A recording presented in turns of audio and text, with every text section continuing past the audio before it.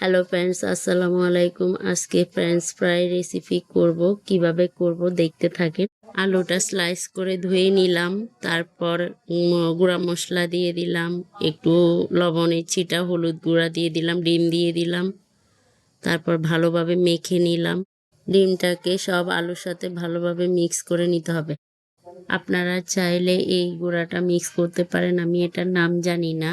চাইলে বিস্কিটের গুঁড়াও এটার বদলে ইউজ করতে পারেন।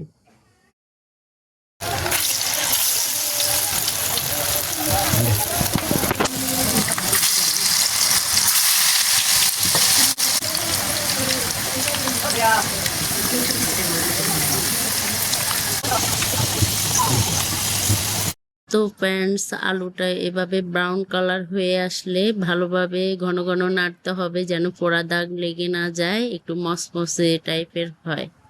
আপনারা দেখতে পাচ্ছেন কি দারুণ কালার হয়েছে এবং মসমসে টাইপের হয়েছে। খেলে বুঝতে পারতেন কতটা মজাদার হয়েছে। এভাবে বাসায় ট্রাই করে দেখবেন। আমার রেসিপিটা কেমন হলো কমেন্ট করে জানাবেন।